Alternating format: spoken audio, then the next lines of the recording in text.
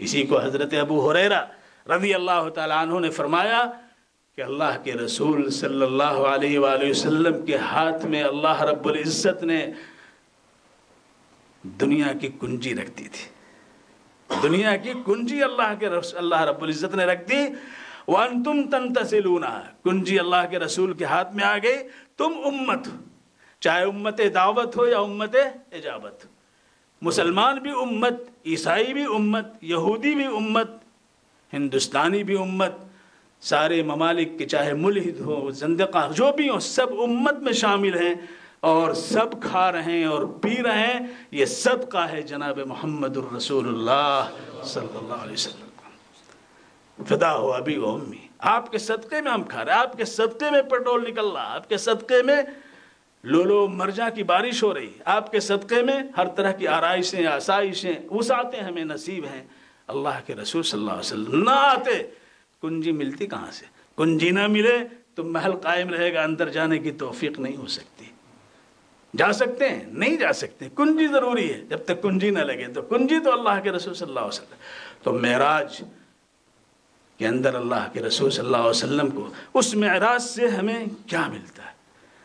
پہلی بات تو ہمیں یہ حاصل ہوتی ہے کہ ہمیں آزمائشوں میں استقامت سے قائم رہنا چاہیے، اور جب ہم استقامت اختیار کریں گے تو رفعت، بلندی،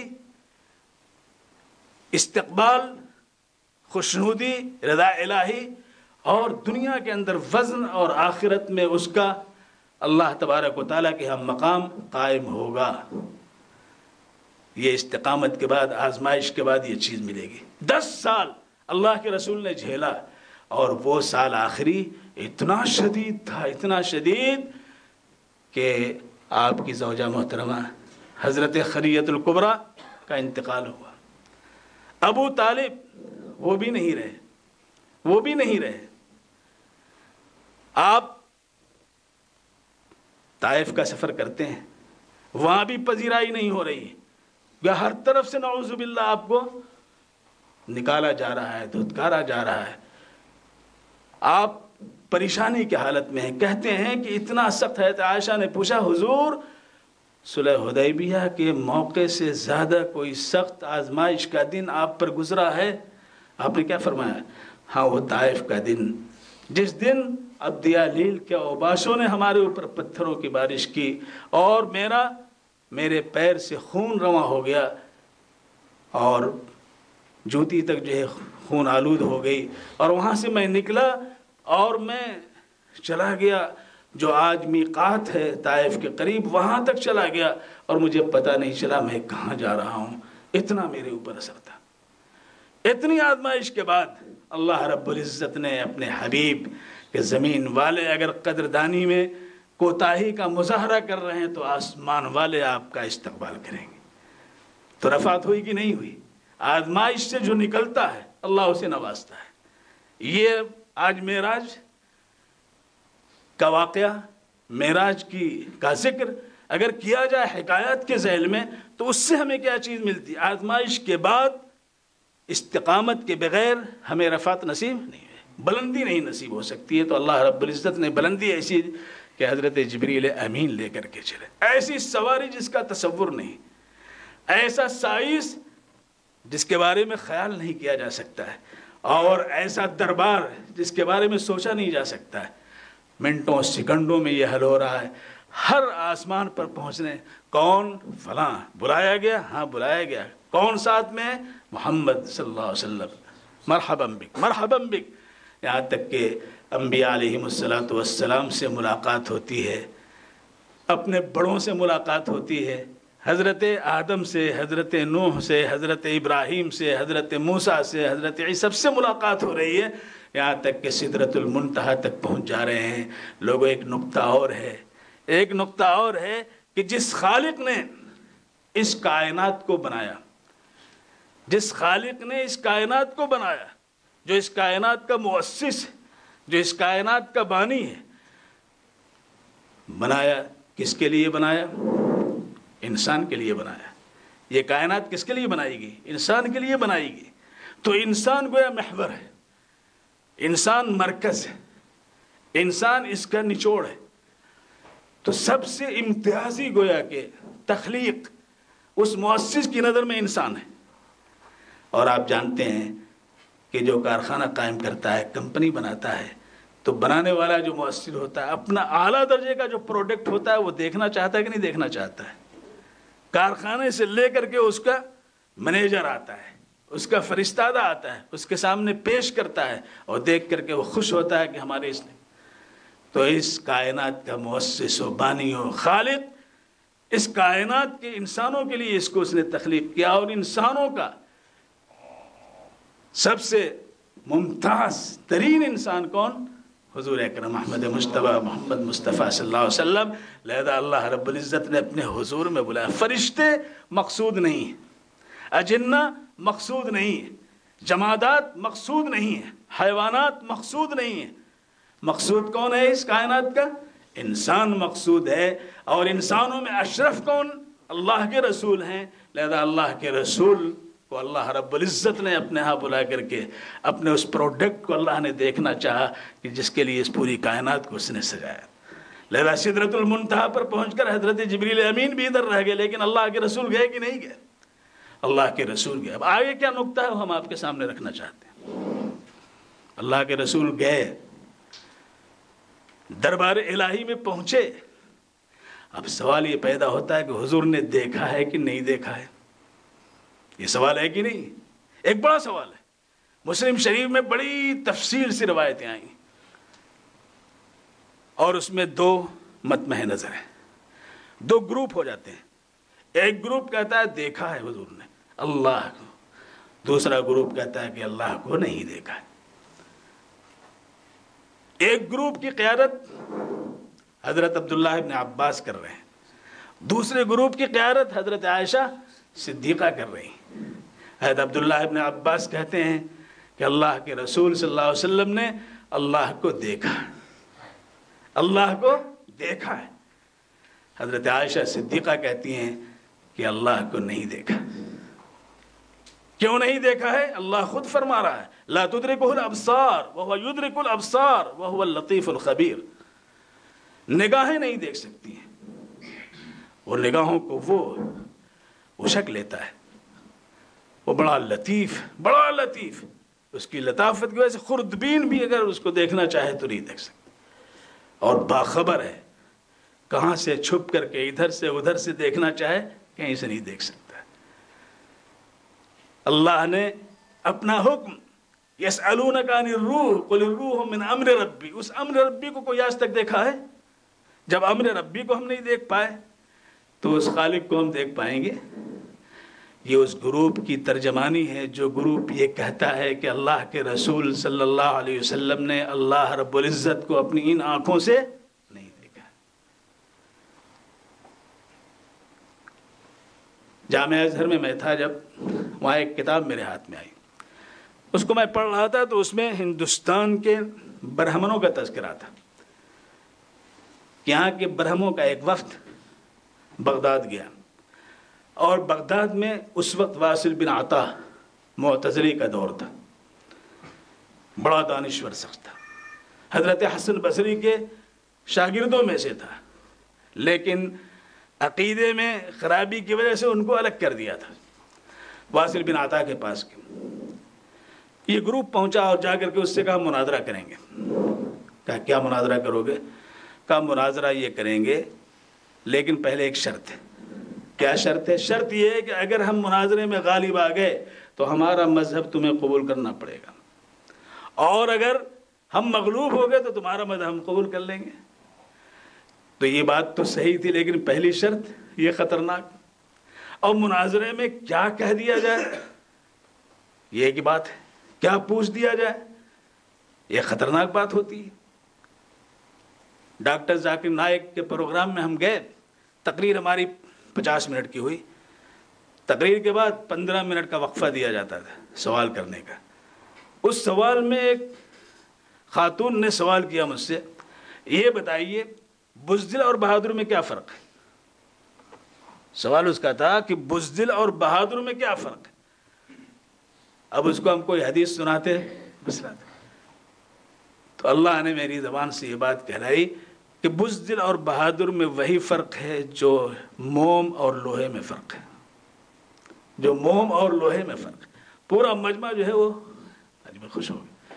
تو اس زمان کب کیا بات کہی جائے، اللہ کی طرف سے یہ بات ہوئی تو واصل بن عطا پر ایک اثر ہوگا، پتہ نہیں کیا پوچھے یہ۔ پھر اس نے کہا کہ چلیے خیر پوچھیے۔ انہوں نے کہا کہ تم مانتے ہو اللہ کو؟ کہا بالکل مانتے ہیں۔ اچھا تو مانتے ہو تو کیسے مانتے ہو، دیکھا ہے؟ کہا نہیں دیکھا ہے۔ سنا ہے؟ کہا نہیں سنا بھی نہیں اس کی آواز۔ چکھا ہوگا اس کا مزہ کیسا ہے؟ کہا نہیں چکھا بھی نہیں۔ ٹٹولا ہوگا کہ سخت ہے یا نرم ہے؟ کہا یہ بھی نہیں ہوا۔ تب کیسے مان؟ سونگھا ہوگا کہ یہ صاحب جو ہے وہ یہ اس کی جو ہے خوشبو کیسی ہے یہ پتہ چل رہا ہوگا تمہیں؟ کہا بھائی یہ بھی نہیں۔ کہا تب کیسے؟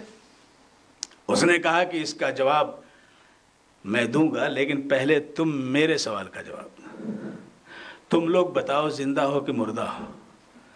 تو وہاں سے کہنے لگے دیکھو ہم تو بڑا عاقل و فرزانہ جانتے تھے، ہم ہندوستان سے چلے آ رہے ہیں اور پوچھ رہے ہیں کہ ہم مردہ ہیں کہ زندہ ہیں، سامنے بیٹھے ہوئے ہیں۔ انہوں نے کہا نہیں، سنجیدگی سے میرے سوال کو سنو، تم لوگ زندہ ہو یا مردہ ہو؟ انہوں نے کہا بے شک ہم زندہ ہیں، آئے ہیں آپ کے پاس۔ کہا اچھا زندہ ہیں تو کیسے زندہ ہیں؟ کہا ہمارے اندر روح ہے۔ کہا روح ہے تو ذرا دکھاؤ کہاں پہ ہے؟ اب وہ سب چکرا ہے، روح کو دکھائیں کیسے؟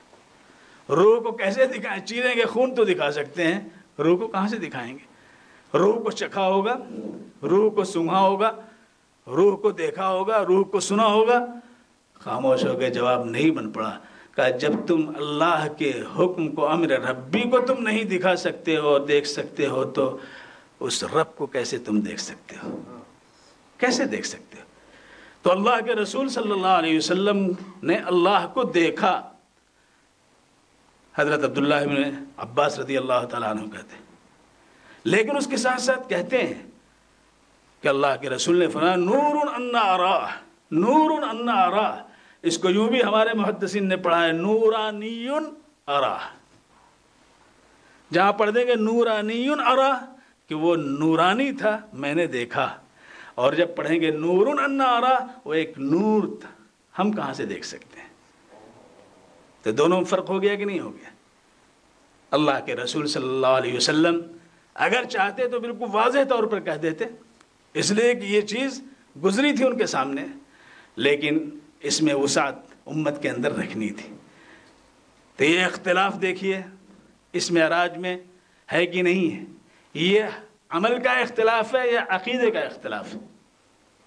یہ عمل کا اختلاف ہے کہ عقیدے کا اختلاف ہے؟ عقیدے کا اختلاف ہے۔ ہمارا عقیدہ ہے کہ اللہ کے رسول صلی اللہ علیہ وسلم نے اللہ کو دیکھا ہے۔ ہمارا عقیدہ ہے کہ اللہ کے رسول صلی اللہ علیہ وسلم نے اللہ کو نہیں دیکھا ہے، نور رب کو دیکھا ہے۔ بات دونوں اپنی جگہ ہے، ایک کی قیادت ام المومنین حضرت عائشہ صدیقہ کر رہی ہیں، ایک کی قیادت حضرت عبداللہ ابن عباس چادات بھائی خانوادہ نبوت کے فرد وہ کر رہے ہیں۔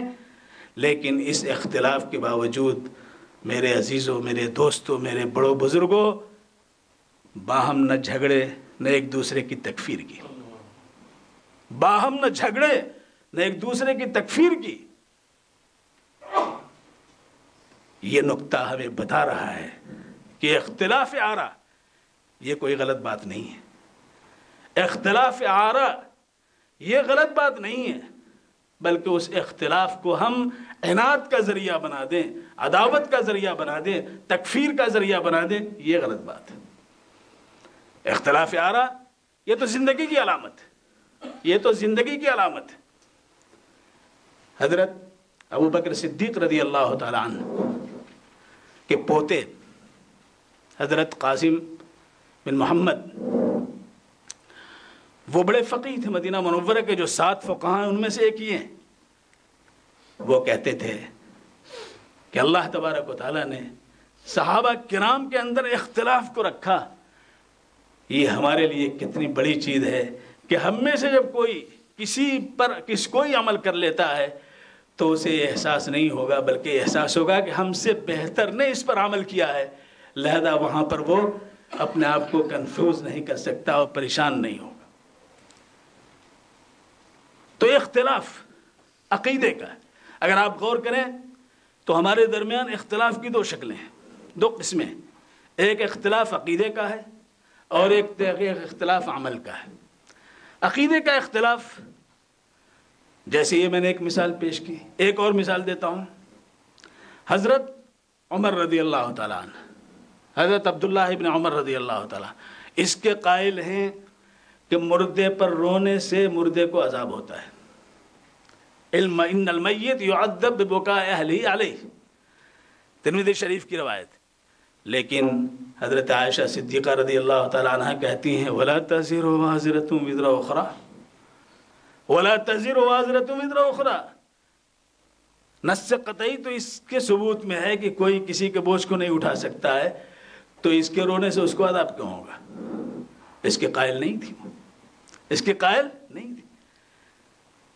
جو اختلاف عملی ہے, اس عملی اختلاف کے تعلق سے ہمیں یہ ذہن میں رکھنا چاہیے کہ اختلاف آراء معنی عمل نہیں ہے. اختلاف آراء معنی عمل نہیں اور معنی توقیر و احترام نہیں ہے. اور اس کی مثال حضرات صحابہ کرام سے ہم کو ملتی ہے. اختلاف کے تعلق سے اگر آپ غور کریں تو یہ معلوم ہوتا ہے کہ منشأ الہی ہے کہ امت میں اختلاف رہے, منشأ رسول ہے کہ امت میں اختلاف ہو. اس خود معراج کے اندر جب اختلاف سامنے آ رہا ہے تو یہ منشأ ہے کہ نہیں ہے؟ قرآن پاک کی آیت ہے, جب وضو کرتے ہیں سر کا مسح کرنا ہے تو قرآن پاک کیا کہتا ہے؟ وَامْسَحُوا بِرُؤُوسِكُمْ, مسح کرو اپنے سروں کا. بِرُؤُوسِكُمْ, با جو ہے تبعیض کے لیے بھی ہے, یعنی بعض سر کے حصے پر مسح کر لوگے مسح ہو جائے گا, اور با زائدہ بھی ہے, پورے سر کا مسح کرنا پڑے گا. اب ہمارے فقہا میں دو گروپ ہو گئے. ایک گروپ کہتا ہے کہ بعض سر کا, چند بالوں پر بھی مسح ہو جائے, چوتھائی سر کا مسح ہو جائے, مسح ہو جائے گا. ایک گروپ کرتا ہے پورے سر کا مسح ہے, اس لیے کہ وہ با کو زائدہ مانتا ہے اور یہ با کو تبعیض مانتا ہے. حضرات یہ آیت نازل ہوئی تو با کا مفہوم اللہ کو معلوم تھا کہ نہیں معلوم تھا؟ اللہ کو معلوم ہے. اللہ تعالیٰ چاہتے تو یہ کہتے وَامْسَحُوا بَعْضَ رُؤُوسِكُمْ, تو بعض سر کا مسح کرنا فرض ہوتا کہ نہیں ہوتا؟ یا یہ ارشاد ہوتا کہ وَامْسَحُوا كُلَّ رُؤُوسِكُمْ, اپنے پورے سر کا مسح کرو. لیکن اللہ کے علم میں یہ بات تھی کہ امت میں اس کے درمیان اس کا اختلاف ہوگا, لیکن یہ اختلاف عناد کی بنیاد پہ نہیں بلکہ توسع کی بنیاد پہ ہوگا. اتنا بھی کر لو تو ہو جائے گا, ورنہ پورے سر کا کرنا ہے, نہیں کر پایا, بھول گیا, اب پھر اسے کرنا پڑ رہا ہے. نماز نہیں ہوئی لیکن اتنا بھی کر لیا تو اس کی ہے, تو یہ توسع ہے کہ نہیں, آسانی ہے کہ نہیں آسانی. ایسے ہی دیکھیے لفظ قرا استعمال ہوا قرآن پاک کے اندر. قرا کے معنی حیض کے بھی ہیں اور قرا کے معنی طہر کے بھی ہیں, پاکی کے بھی ہیں, پاکی کے زمانے کو بھی کہتے ہیں. عورت کی عدت 3 قرا ہے, ثلاثۃ قروء. اب 3 قرا ہے تو اب 2 معنی اس کے ہیں, طہر بھی ہے اور حیض بھی ہے. ہمارے فقہا کے درمیان اختلاف ہوا, کسی نے طہر کو لیا, کسی نے حیض کو لیا. ظاہر اللہ کو یہ مفہوم معلوم تھا کہ نہیں؟ قرا کی جگہ حیض استعمال ہوتا کوئی اختلاف نہیں ہوتا, قرا کی جگہ طہر استعمال ہوتا کوئی بات نہیں ہے. تو اللہ تبارک و تعالیٰ نے یہ اختلاف معانی کے ساتھ رکھ کے امت کے لیے وسعت کی ایک راہ پیدا کی. اللہ کے رسول صلی اللہ علیہ وسلم نے فرمایا اغلاق کے زمانے کا طلاق معتبر نہیں ہے, طلاق نہیں ہوگی. کوئی اگر اغلاق میں طلاق دے نہیں ہوگی. ہمارے فقہا کہتے ہیں اغلاق کے معنی 2 ہیں. اغلاق کا ایک معنی جنون کے, پاگل پن کے, اور اغلاق کا دوسرا معنی جبر و اکراہ کے. اب یہ دونوں چیزیں آ گئی. اگر جنون و پاگل پن کو لیجئے تو اس زمانے میں اگر کوئی اپنی بیوی کو طلاق دیتا ہے جنون کی بنیاد پہ تو اس کی طلاق واقع نہیں ہوگی. اور اگر لیتا ہے ضبط و اکراہ, جبر و اکراہ کو, تو کوئی زبردستی اس سے اگر طلاق لے تو طلاق واقع نہیں ہوگی. تو اغلاق کا لفظ استعمال کیا, اور حضور صلی اللہ علیہ وسلم افصح العرب ہے, افصح العرب ہے. عربی زبان آپ سے بہتر کسی کی نہیں تھی. اس کے باوجود آپ نے یہ لفظ استعمال کیا، تو اس سے یہ معلوم ہوا کہ اختلاف یہ امت کا جو ہے عمل کے اندر تھوڑا سا یہ عمل، یہ اختلاف منشأ رسالت ہے، منشأ الہی ہے. لہذا اسی بنیاد پہ علامہ ابن تیمیہ رحمۃ اللہ علیہ نے فرمایا کہ جب عقائد کے تصورات کو علم کلام کا جامہ پہنایا گیا، عقائدی تصورات کو علم کلام کا جامہ پہنایا گیا، تو اس کی تعبیر و تشریح و توضیح و تفہیم میں 3 گروپ ہو گئے. ایک اشاعرہ، ماتریدیہ، حنابلہ، 3 ہو گئے. وہ کہتے ہیں یہ 3 تو ہوئے تشریح کے اندر، توضیح کے اندر، تعبیر کے اندر، تفہیم کے اندر، لیکن کسی نے دوسرے کو کی تکفیر نہیں کی. اتفقوا علی عدم التکفیر بذلک، مجموع الفتاوی کے اندر انہوں نے یہ بات لکھی کہ اتفقوا علی عدم التکفیر بذلک، اس کی بنیاد پہ انہوں نے کسی کی تکفیر نہیں کی. امام احمد بن حنبل رحمۃ اللہ علیہ کے پاس کسی نے ذکر کیا کہ ایک صاحب نے کتاب الاختلاف لکھی ہے، کتاب الاختلاف. فرمایا کہ نہیں، اس کا نام بدل دو، کتاب الاختلاف نہیں بلکہ وہ کتاب الساعہ ہے، توسع کی کتاب ہے. کس کی کتاب ہے؟ توسع کی کتاب ہے. علامہ ابن قدامہ نے المغنی کے مقدمے کے اندر یہ لکھا کہ یہ فقہا اگر کسی مسئلے میں متفق ہو جائیں تو اتفاقہم حجت قاطعہ، اور اگر کسی مسئلے میں مختلف ہوں، اختلاف کریں تو اختلافہم رحمت واسعہ. علامہ ابن تیمیہ نے، علامہ ابن قدامہ نے مغنی کے مقدمے میں یہ لکھا، اتفاقہم حجت قاطعہ واختلافہم رحمت واسعہ. اتفاقہم حجت قاطعہ واختلافہم رحمت واسعہ. اللہ کے رسول صلی اللہ علیہ وسلم کبھی ایک ہی واقعے میں مختلف عملات کا، اللہ اکبر، کبھی آپ نے یہاں تک ہاتھ اٹھایا، کبھی آپ نے یہاں تک ہاتھ اٹھایا، کبھی آپ نے یہاں تک ہاتھ اٹھایا، 3 طرح سے ثابت. آپ نے ہاتھ باندھا، کبھی ناف کے نیچے باندھا، کبھی ناف کے اوپر باندھا، کبھی آپ نے رفع یدین کیا، رکوع میں جاتے ہوئے بھی کیا، رکوع سے اٹھتے ہوئے بھی کیا، یہاں تک کہ بین السجودین بھی کیا.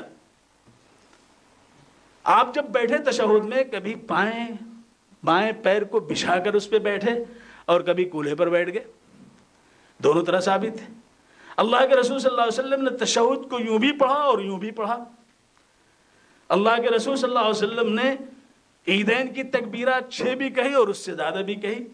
اللہ کے رسول صلی اللہ علیہ وسلم نے جنازے کی نماز میں تکبیر بھی کہا، رفع یدین کے ساتھ نہیں بھی کہا. یہ سارا اختلاف صحابہ کرام رضوان اللہ علیہم اجمعین کے زمانے سے ہے کہ نہیں؟ اور وہ امت کے فرد فرید، جماعت فریدہ ہیں کہ نہیں؟ نمایاں شخصیت جن کے بارے میں اہل سنت والجماعت کا متفقہ یہ عقیدہ ہے کہ سارے صحابہ کلهم عدول، سب عادل ہیں. جب ان کا یہ عمل ہے تو ان کا عمل بھی عادل ہوا کہ نہیں ہوا، ان کا عقیدہ بھی عادل ہوا کہ نہیں ہوا. لہذا اگر کوئی یہ کہتا ہے کہ ایک ہی پر ہونا چاہیے اور اس کے علاوہ سب باطل ہے تو ظاہر ہے وہ بہت بڑی بات کہہ رہا ہے. اس کو سوچ کر کے یہ بات کہنی چاہیے، اس کو سوچ کر کے یہ بات کہنی چاہیے. ہمارے ائمہ اربع، ایک سوال پیدا ہوتا ہے کہ اس زمانے میں صحابہ کرام کے بعد اس دور میں بڑے مجتہدین پیدا ہوئے، فقہا پیدا ہوئے اللہ کے فضل سے، لیکن یہ 4 ائمہ جو ہیں ان کے شاگردوں نے ان کے اکتسابات کو محفوظ کیا، جن کا نہیں ہو سکا نہیں ہوا. لیث بن سعد حضرت امام مالک سے بڑھے ہوئے تھے. میں خود جا کر کے قاہرہ میں دیکھا ہوں، آ گیا، ان کے مزار کے گیٹ کے اوپر لکھا ہوا ہے لیث بن سعد کان افقہ من مالک، لیث بن سعد کان افقہ من مالک ولکن تلاميذه ضيعوه. لیث بن سعد امام مالک سے فقہ میں پڑھے ہوئے تھے، لیکن ان کے تلامذہ نے ان کو ضائع کر دیا. لیکن یہ اللہ کی مرضی ہے. حضرت امام اعظم ابو حنیفہ کو، حضرت امام شافعی کو، حضرت امام مالک کو، حضرت امام احمد بن حنبل کو ایسے تلامذہ ملے کہ انہوں نے ایک ایک بات کو محفوظ کر دیا. ہزاروں ہزار مسائل وہ کتاب و سنت کہ ایسی تخریج کی، ایسی تنویر کی کہ اس کو ایک ایک کو جمع کر گیا، اس کا نچوڑ سامنے رکھ دیا، اور اس پر 1100 سال سے امت عمل کر رہی ہے، 1100 سال گزر چکے ہیں۔ اب اگر آج کوئی کہتا ہے کہ صاحب وہ غلط ہے، اس پر پیشاب کر دیا جائے، اس میں آگ لگا دی جائے، یہ کوڑا ہے، تو حقیقت میں وہ خود کوڑا ہے، وہ خود کوڑا ہے۔ وہ اپنے عقل پر پیشاب کرے، اپنی ذہانت پہ پیشاب کرے۔ 1100 سال اس امت کے تعلق سے آقا نامدار احمد مجتبی محمد مصطفیٰ صلی اللہ علیہ وسلم یہ فرمائے کہ میری امت ضلالت پر کبھی جمع نہیں ہو سکتی۔ 1100 سال سے یہ ساری امت ان 4 ائمہ کی، اور سب ضلالت پہ رہے۔ ایک بات سوچنے کی، ایک بات سوچنے کی، ہمیں اس پر غور کرنا چاہیے۔ حضرت امام شافعی رحمت اللہ علیہ کے ایک شاگرد یونس بن عبداللہ صدفی ہیں، بڑے ذہین، بڑے ذکی، اتنے ذہین و ذکی تھے کہ امام خود ان کا لحاظ کرتے تھے۔ ایک مسئلے میں شدید اختلاف ہوا، ایسا نہیں کہ شاگردوں کا اختلاف نہیں، اختلاف ہوا، انہوں نے اختلاف کیا۔ حضرت امام شافعی رحمت اللہ علیہ کی رائے دوسری تھی، اس مسئلے میں ان کی رائے دوسری تھی، جمع نہیں ہو سکے ایک رائے پہ، ایک مسئلے میں ایک رائے پر اتفاق نہیں ہوا۔ کچھ دنوں کے بعد یونس بن عبداللہ صدفی ملے تو آگے بڑھ کر کے امام الہمام حضرت امام شافعی نے ہاتھ پکڑا اور کہا، یونس کیا یہ ممکن نہیں ہے، کیا یہ ممکن نہیں ہے کہ اگر ہم کسی مسئلے میں متفق نہ ہو سکیں تو بھائی بن کر کے ہم ایک ساتھ رہ سکیں، ایک بھائی بن کر کے رہ سکیں، یعنی ہم کسی پر لعن تان نہ کریں، کسی کو برا بھلا نہ کہیں۔ حضرت امام اعظم ابو حنیفہ رحمت اللہ علیہ اور امام اوزاعی میں شدید اختلاف تھا، نام سننا گوارا نہیں تھا۔ وہ شام میں تھے اور یہ کوفے میں تھے، شام کہاں اور کوفہ کہاں، سن کر کے آگ بگولا ہو جاتے تھے، نام سننا گوارا نہیں تھا۔ ایک مسئلے میں حضرت عبداللہ ابن مبارک کی ملاقات امام اوزاعی سے ہوئی۔ امام اوزاعی نے کوئی مسئلہ دریافت کیا، حضرت عبداللہ ابن مبارک جو امام اعظم ابو حنیفہ رحمۃ اللہ علیہ کے شاگرد ہیں، انہوں نے اس مسئلے کا جواب امام اعظم ابو حنیفہ رحمۃ اللہ علیہ کے علم کی روشنی میں دے کر کے پیش کر دیا۔ نام کیا لکھا؟ نعمان ابن ثابت، ابو حنیفہ نہیں لکھا، کیا لکھا؟ نعمان ابن ثابت لکھا۔ انہوں نے کہا کہ مسئلہ تو بڑا اچھا ہے، ایسا منقح، ایسا علم تو میں نے دیکھا ہی نہیں تھا۔ یہ کون صاحب ہے؟ نعمان ابن ثابت کون ہے؟ تو حضرت امام حضرت عبداللہ ابن مبارک نے کہا یہی تو ابو حنیفہ ہیں۔ کہا یہ ابو حنیفہ، یہ علم۔ لہذا جب ملاقات ان سے ہوئی حرم میں حضرت امام اوزاعی اور امام اعظم ابو حنیفہ، ساری غلط فہمیاں دور ہو گئی، ساری غلط فہمیاں دور ہو گئی۔ حضرات یہ ہمارے اسلاف ہیں، اسلاف نے اختلاف کی بنیاد پہ تکفیر نہیں کی ہے، اسلاف نے اختلاف کو سامنے رکھا ہے اور اس کو توسع پر محمول کیا ہے۔ طلحہ بن مصرف کے سامنے ذکر کیا گیا کہ فلاں نے جو ہے کتاب الاختلاف لکھی ہے، فرمایا کہ اسے کہو کہ کتاب الاختلاف نام دے، کتاب الساعہ نام دے، کتاب الساعہ اس کا نام دے، وسعت توسع کی کتاب ہے۔ تو ایک نقطہ آ گیا تھا، میرے دل نے چاہا کہ اس کو ذرا بڑھا دیں، اور آپ نے توجہ سے سنا، وقت چونکہ زیادہ ہو گیا ہے، اب ہم چاہتے ہیں کہ اسی نقطے ہی پہ بات ختم کریں۔ معراج اختلاف کی راہوں میں اتفاق تلاش کرنے کا نام ہے، اور اسی کے ذریعے ہم ساحل مراد تک پہنچ سکتے ہیں۔ لہذا اس رجب کے مہینے میں اسراء اور معراج کا جو درس ہے وہ یہ ہے کہ ہم اختلاف کو زہر حلال نہ سمجھیں، بلکہ اتفاق کو توسع پر محمول کر کے، اب یہی 1100 سال تک ائمہ اربعہ پر یہ رہا، اور لہذا اسی بنیاد پہ فقہا نے کہا کہ چونکہ آشوب کا، فتنے کا اور خواہش نفسانی کا، اتباع ہوا کا زمانہ ہے، زیادہ یہ چیزیں آ گئی ہیں، لہذا کسی ایک کی پیروی کرو، اتباع کرو، انشاءاللہ تم نجات پا جاؤ گے۔ اس لیے کہ سب نے سنت کو، سب نے کتاب و سنت سے استفادہ کیا ہے اور استخراج کیا ہے، اور کسی نے کسی کو برا بھلا نہیں کہا، تو ہم اس سلف کو چھوڑ کر کے کیوں کسی کو برا بھلا کہیں؟ اللہ ہم سب کو توفیق سے نوازیں۔ وآخر دعوانا ان الحمد للہ رب العالمین والصلاة والسلام علی سید المرسلین۔